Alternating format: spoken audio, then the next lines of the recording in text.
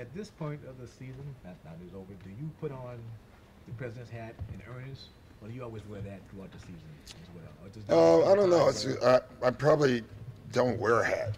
right?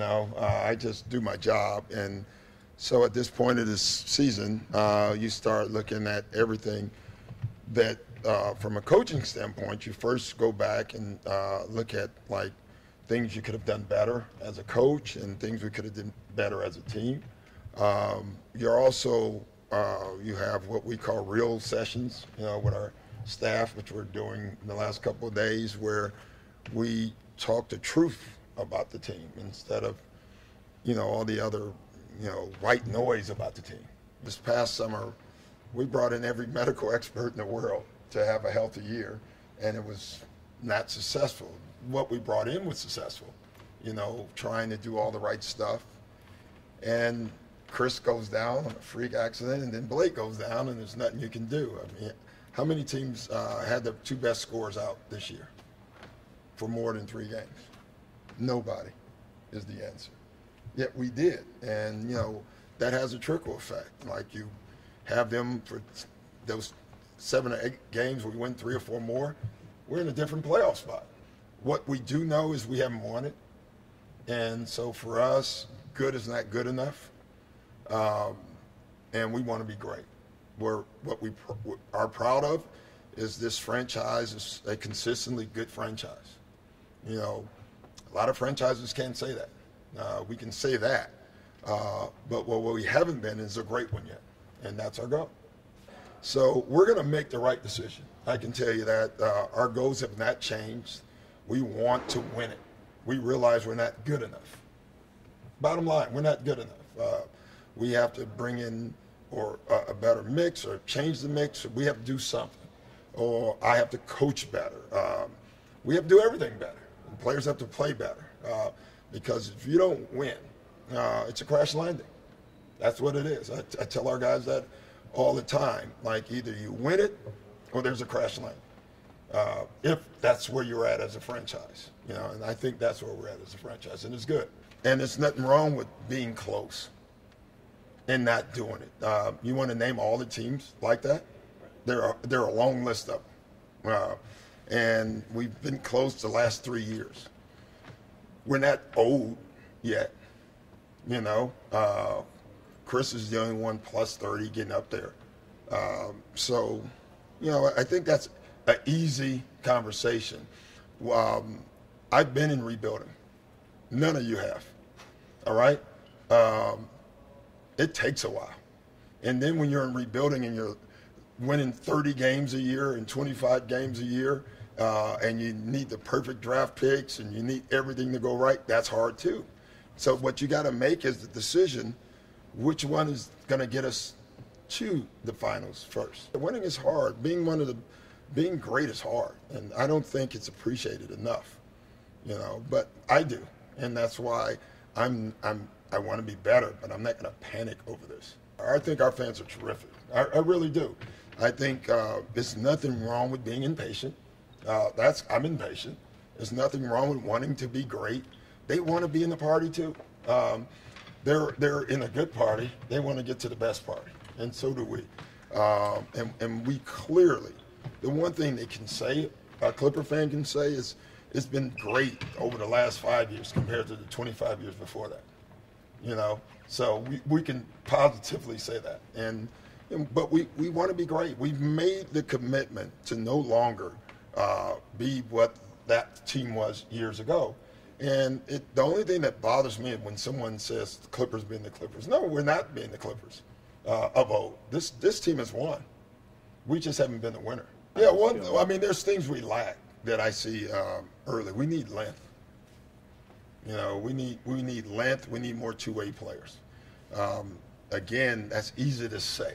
A little harder to do with the way our contracts, and that's why, we may continue to do what we've done, or we may decide, we got to change our contracts, and have more flexibility to be able to do things. So that's a discussion we have every day.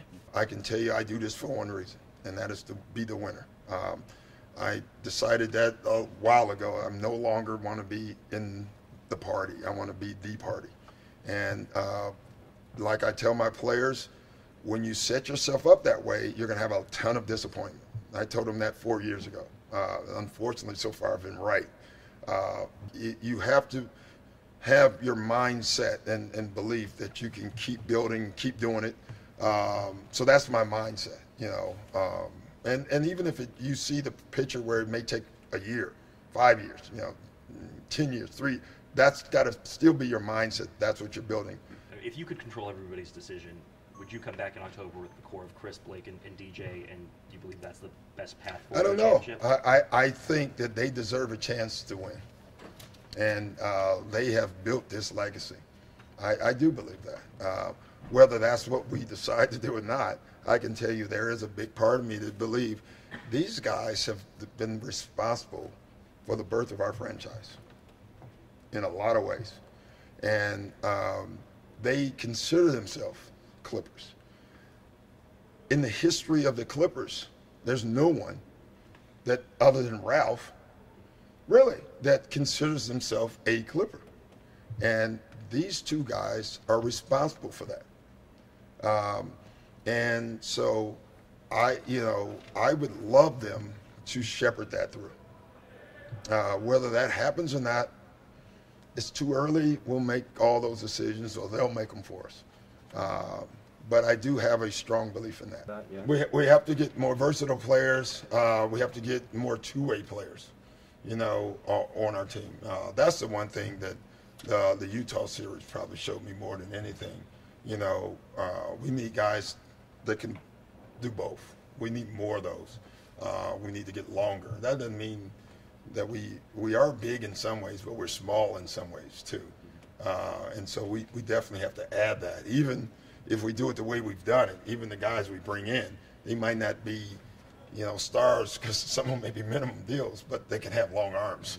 You know what I mean? Like, and they can play both ends. So we have to do that. We're too short.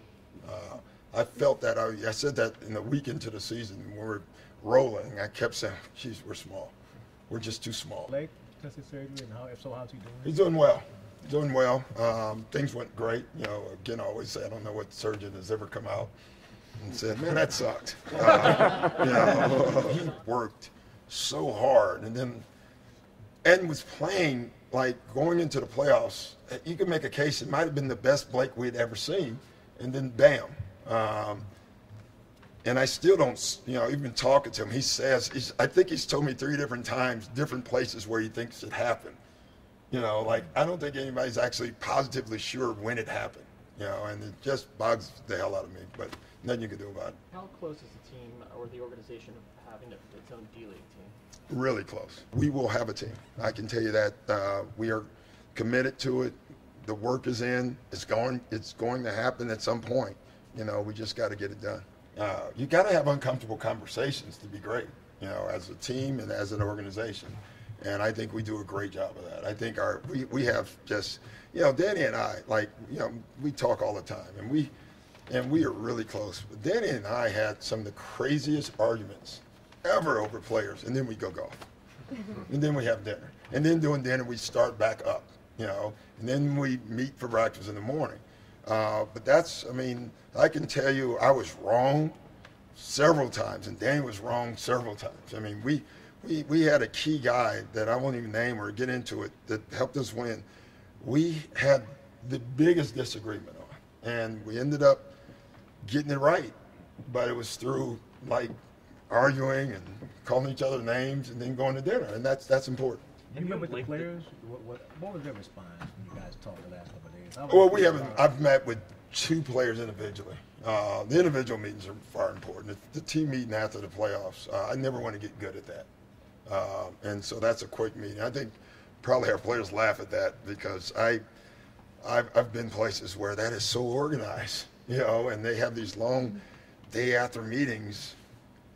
I just not built that way, I guess, personally, and that may be a mistake even, but I don't want to talk about the season the next day with a group of guys that just lost. That's never going to work with me. So I just brought them in the other day, and I think our meeting was, 6 minutes. I said, hey, guys, great season, love you, but take care. and that's about it. And then you do the individuals, and individuals they're really good. I think we're really good. You know, again, are we the best? I don't know. You know, it's funny, if we break through and win it, then we're the best, because that's what happens. You know, when you win it, you're the best. And when you don't, they have to get better. I get that. So that doesn't mean you do have to get better. That means because you haven't won, the perception is you have to get better. And that's fine with us. I love what we've done. I love some of the guys we've brought in from some of the other organizations who were labeled as the best scout or the best this. We've hired a lot of those guys. So that should make us the something, you know. But we got to do it still. Like, you know, it's all great. You know, Lawrence, who is the busiest human being on earth, you know, when we do a scouting report of all the guys we brought in, I mean, we would have had you know, in college terms, we would have been Alabama this year. But we still didn't win. You know, so for us, we got to win first. Huh? They didn't either, that's true. But boy, they were right there, you know. All right, guys, thank you. I hope I don't see you for a while. I will say I wish I saw you every day right now. I could say that. That's truthful.